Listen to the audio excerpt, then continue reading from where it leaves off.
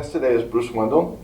His name is synonymous with American Gameboards. He was very, very early on in the collecting of these wonderful objects. Had the privilege to know Bruce and Donna for nearly 50 years, I think, and Yes.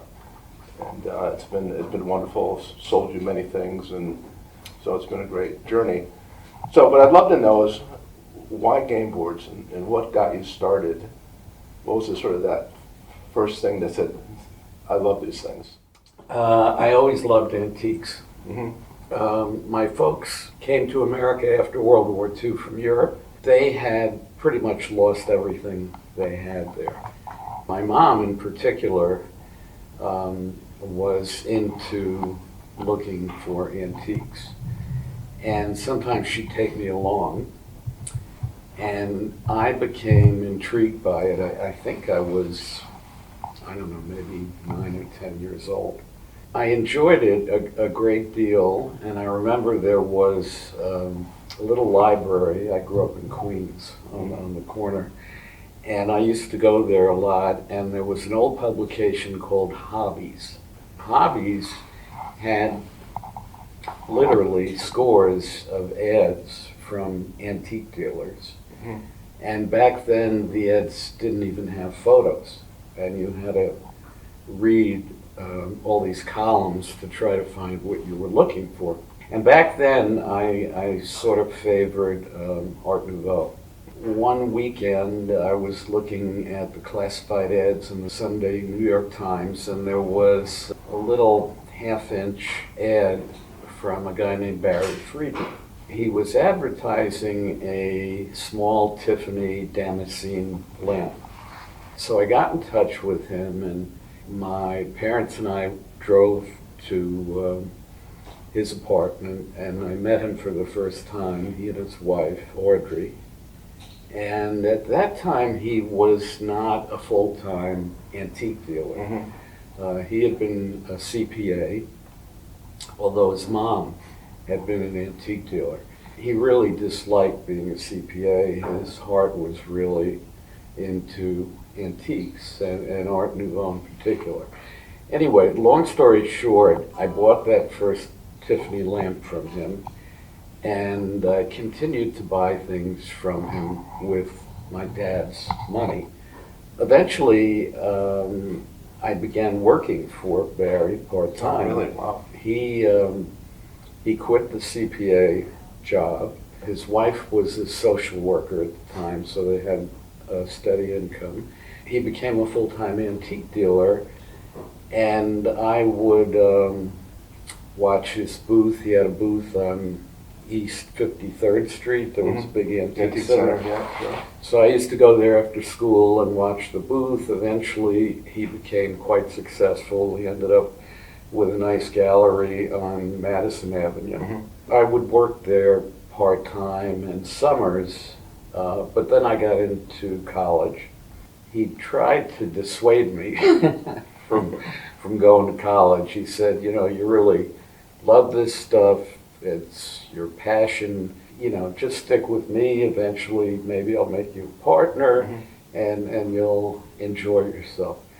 And I just couldn't disappoint my parents because, Sure. you know, I had gotten a scholarship to go to Cornell, and, you know, it sounded like a safer career choice. I still stayed in touch with Barry. Summers I would mm-hmm. go there to work for him, sometimes Christmas holidays. I always liked Art Nouveau, but then Cornell is out in the boondocks, in the Finger Lakes, mm-hmm.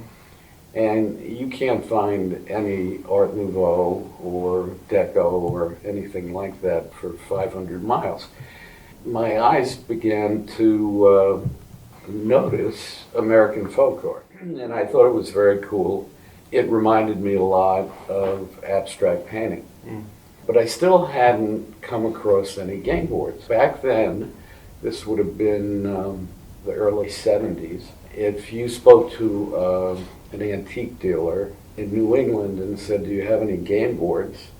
They would show you a big oak board with wrought iron hooks, and that was what people understood to be game boards. None of these. One Thanksgiving, I was invited to a Thanksgiving party at the home of a folk art collector named Dr. Alvin Friedman Keene. He was a serious collector. I think he ended up donating his collection, selling it at Sotheby's when he passed away. Anyway, he lived in Manhattan. He was a dermatologist at NYU, and his summer place was in Garrison, which is a beautiful town on the Hudson River. I went there for the Thanksgiving party, and he had a huge barn adjacent to the house there, and it was full of folk art. Quilts, ships, what do you call those carvings? Figureheads. Figureheads, barber poles, all weather vanes, all sort of the cliches that you would expect. But there were two things hanging on the wall, and I didn't know what they were, but they looked really beautiful to me. So I asked him about them, and he said, "Oh, these are old painted games. They predate the lithograph games." People would, play a lot of games because they didn't have television or movie theaters or any of that, especially in the winters in New England and Canada. So I was really struck by them. One was a Parcheesi board, one was some kind of a checkerboard. I sort of made a note in my head that this was sort of untilled ground. Right. I felt like they were really akin to modern paintings because they're two-dimensional. They're about the size of a typical painting. They're painted. They have patina. Even back then, I was convinced that if I had taken Friedman Keene's game boards and hung them in the Whitney or the Guggenheim, no one would have looked askance. I was convinced that this was a discovery, and I thought I would try to find some. So when I got home, I started making a list of Americana and folk art dealers. This was so long ago that I actually wrote handwritten postcards to each of these people. I must have sent out about 50 postcards, and only one led to a response. There was a dealer who I'm sure you know, Patty Gagarin. Oh, sure. She was in Fairfield County, Westport, I think. She had a Parcheesi board. It looked a lot like a Frank Lloyd Wright leaded glass window, which kind of, went along with my theory about how these things were art and not just games. I bought that from Patty, and we became friends, and I started looking for them at antique shows. And back then there were so many antique shows. Farmington, Danbury, everywhere. And this was all pre-internet. And there were also a lot of independent antique shops all over New England. And we were living, my wife and I, Durana, were living in Weston, Connecticut. Every weekend we'd hop in the car and drive up to Vermont or New Hampshire or Pennsylvania and look for these things. And it was all hit or miss. It was really like looking for a needle in a haystack. But eventually, I think we accumulated perhaps 30 or so.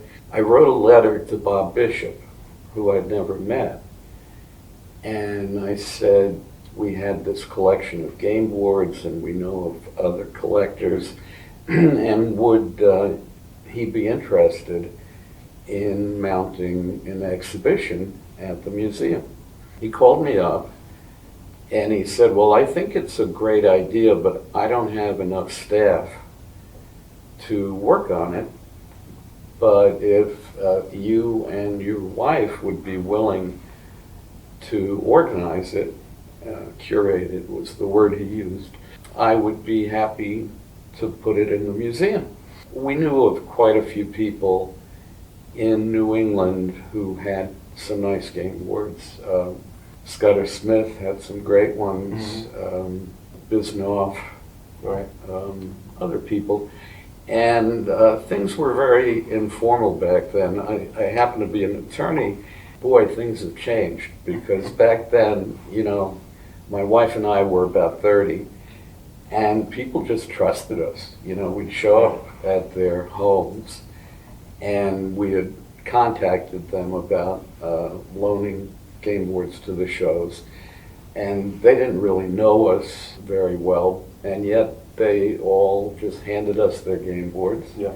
We had a big stack of game boards that belonged to other people, and no one asked about insurance or documents. It was all handshake. I mean, you know, since then, now if you want to do an exhibition, you need all these papers. It's like buying a house. Right. So this is the book then that accompanied that exhibition. Yes. There was a guy named Cy Nelson. Mm-hmm. I remember that. He was an editor at E.P. Dutton in New York, but he was also on the board of trustees of the American Folk Art Museum, and he was a collector. He even had one or two game boards. I think one of them got into the show. And because Cy was there to facilitate this, they put out two versions of this book to accompany the show. One was a hardback, and then they also did a paperback. It's out of print now, but you can still find copies of it. Right. The show was beautiful.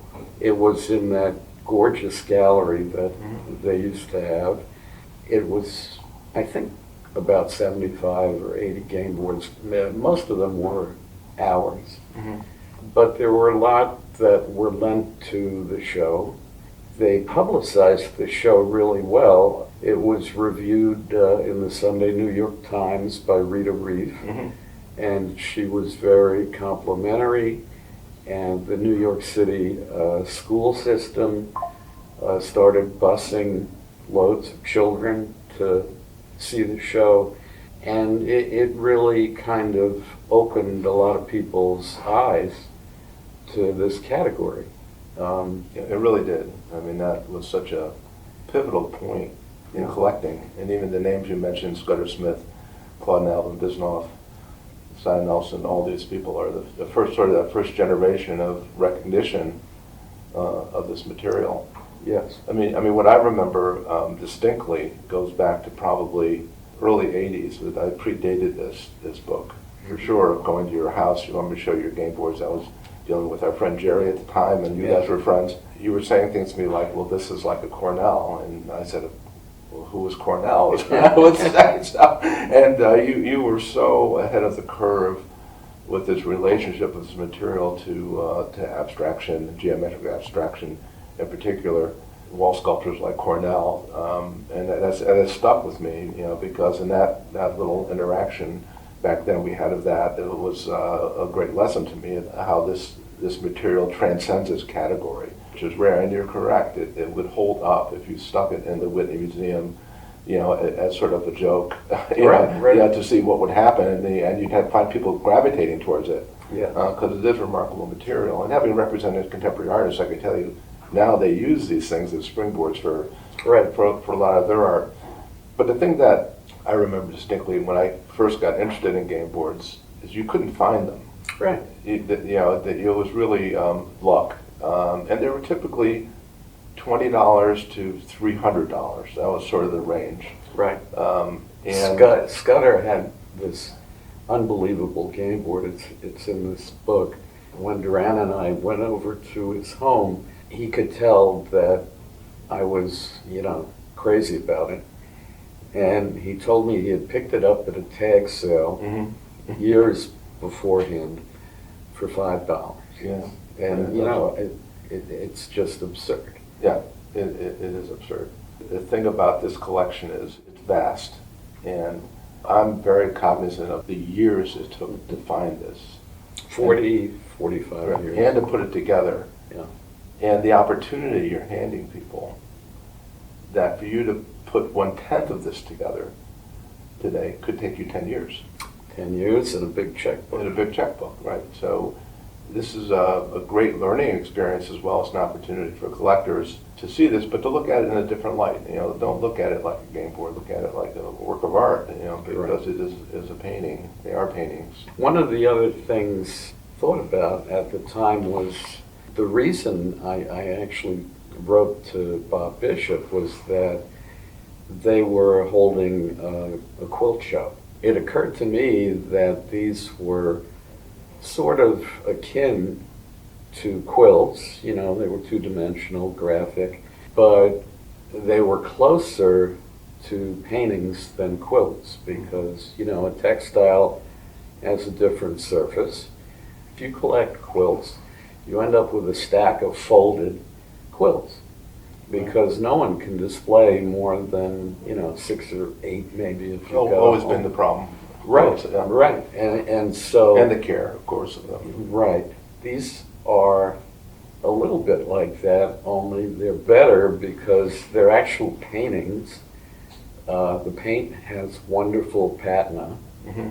If you get close to them, you can see the wear from when they were being played.